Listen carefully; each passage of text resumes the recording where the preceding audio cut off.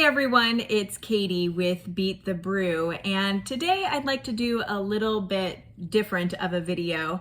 This video is my happiness inventory worksheet. So I alluded to doing this video in my first video when I talked about when I was depressed coming home from vacations.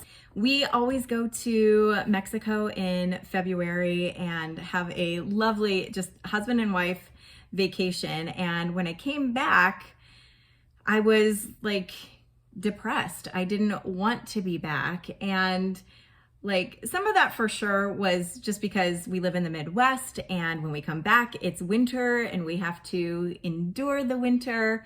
Although part of this evaluation, I have like embraced the concept of hygge. It's like the coziness of things, like cozy blankets and fireplaces and soup and hot chocolate when it's cold outside, and really learning to like love the season that you're in despite the fact that it's cold. So I really have embraced that, because you can't like sit by a hot fire and drink soup in 90-degree weather and have it feel the same as you do in the winter. So that has helped, but definitely being on the beach, being in the sun, having the ocean there, like that was amazing and added to my happiness and joy. And so when I came back and those things weren't there, I had to figure out how to design a life for myself right here, right where I live, that I am happy to return to. So I just started in this notebook actually and wrote down all of these tasks. I was just as exhaustive as I could be to really get into detail about the things that are required from me in my life and how I can make those things better. So I posted a copy of this PDF on my website, beatthebrew.com. You can find it there and you can download it. It's a PDF, so if you upload it to Google Drive, it will allow it to be editable for you, because you will have to change some of the categories maybe to fit your life better. But for me, I have the categories of household and family, work and financial, childcare, parental care, church, and other or miscellaneous items.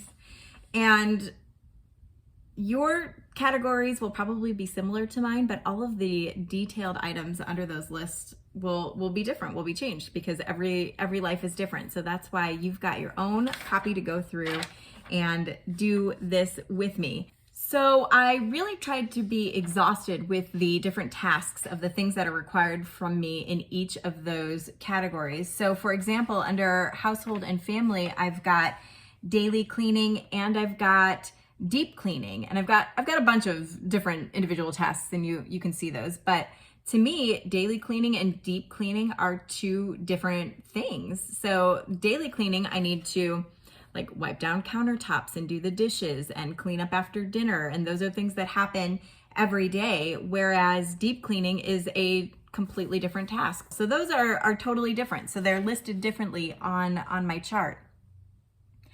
The next thing that I did is I asked myself, is this task required for me or for the family? So taking daily cleaning as my example, I gave that a 4.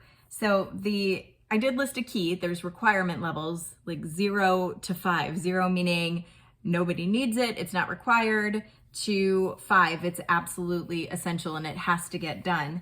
So I labeled my daily cleaning a 4. It's very important to me that it gets done. And so I wanted to put it kind of high up on the list.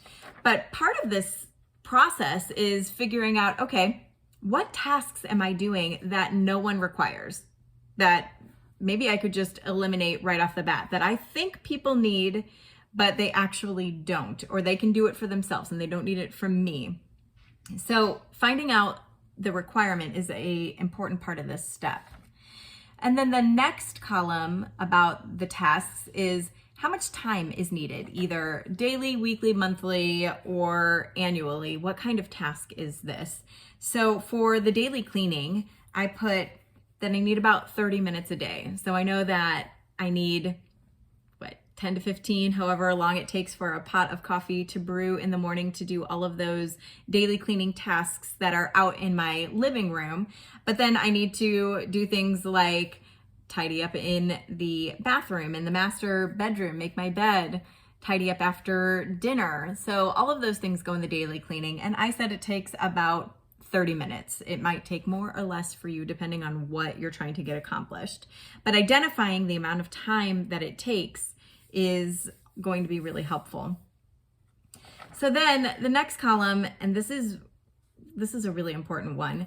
It's, does this task take energy from me or give energy from me? Give energy to me. So you can either say it's take, it's give, or it's a neutral activity. For me, daily cleaning gives me energy. I really enjoy cleaning. I know I'm not the only one. Some of you guys enjoy cleaning too, right? But I do. I enjoy my daily cleaning tasks. I kind of just get into a zone and I feel like I can really just think my thoughts and pray or whatever it is that I want to do while I'm taking care of those daily tasks. So it gives me energy. That's a G for me, a give.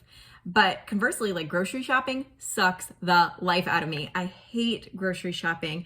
I am the kind of girl that likes to stay home. I mean, honestly, if I could be in my pajamas all day and then just shower at night and change into a different pair of pajamas, I would probably do that. Although for me, for my mental health, like it's on my task list 4 times a week. I've got to get dressed, I've got to do my hair, I've got to do my makeup so that I can stay in a good position with my mental health for sure. But so I don't like to leave the house. And like my mother-in-law, she's 82. She loves to leave every day. She's going to go get her car washed, or she's going to go to the thrift store, or she's going to go to the post office, whatever. She loves to leave the house every day. More power to her. I am not that girl. I like to stay home. So grocery shopping on my list was a big energy suck. And one of those things that I later brainstormed to figure out, how can I do this task that's necessary for my family, that brings me no joy, that sucks the life out of me, in a way that is easier. And so that's how like my monthly grocery shopping and planning was born, when I realized that I could sit in my pajamas at my kitchen counter and do like planning for the month, so that I didn't have to have the mental energy of doing it nightly or even weekly. That really freed up some mental space for me and made the job a whole lot easier. So I did a whole video on my monthly plan with me, and then processing of the groceries when they arrived. And I will try to link that for you. I'm a new YouTuber, so I know it's possible somehow. I will try to link it for you so you can watch how I do it. But anyway, so that whole new grocery system came out of my personal evaluations. So the next column is called Who is Responsible?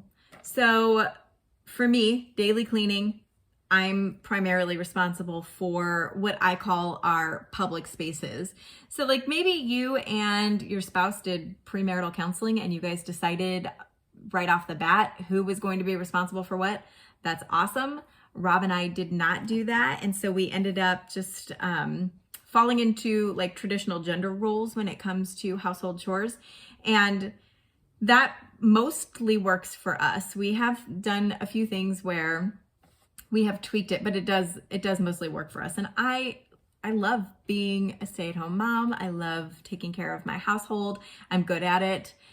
So it was a good fit for us to split that gender role style, if you will. But maybe you work, maybe your husband stays home. Like those are things that you need to decide for your family. For us, that's how it works. So I'm responsible for the daily cleaning. And then the next category is called personal joy level. And I also gave this a 0 to 5 rating. So 0 means it's sucking the life out of you, 0 joy. 5 means it brings you joy. And I put personal cleaning or daily cleaning as a personal joy level of 5. And I'm laughing at myself now because like I don't know, the beach is a 5, reading a good book is a 5, and I put daily cleaning is a 5.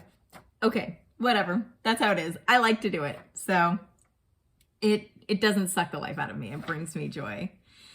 So then the next category, now this is really where we start to dive in and it gets a little bit special. And that's the category that says my spouse's desire or need for this task.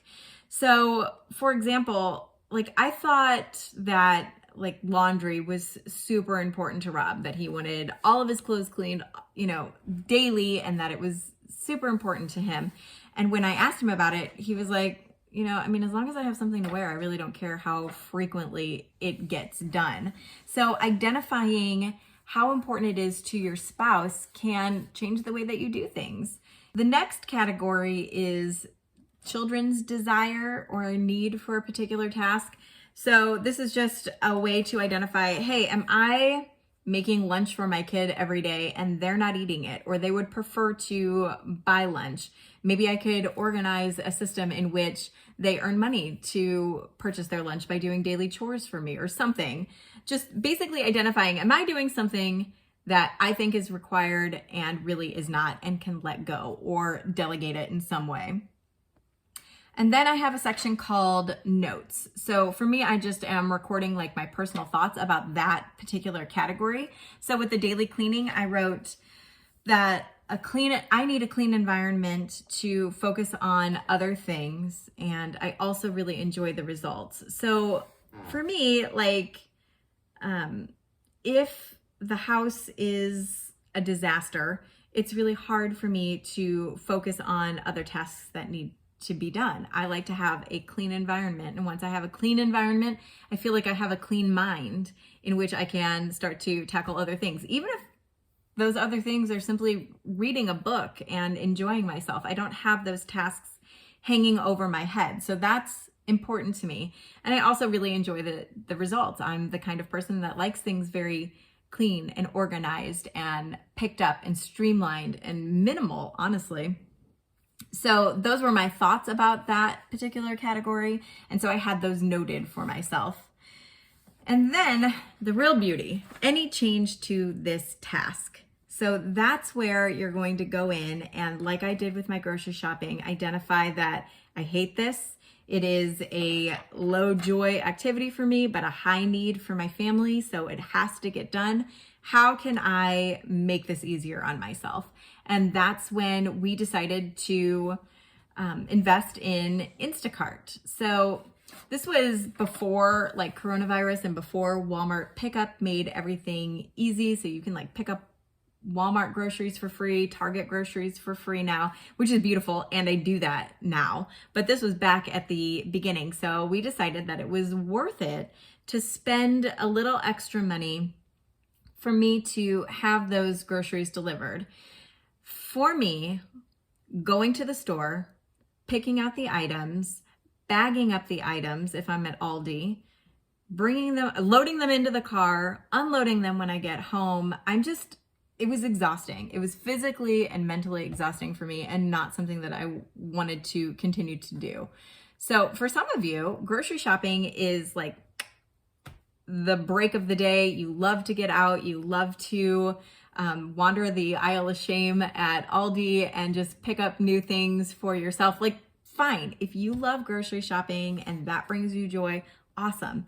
This chart is really just about identifying what those things are and how to make the things that you don't like to do better. Thank you so much for joining me today. I hope it's been helpful. Download your PDF and start digging into your own tasks.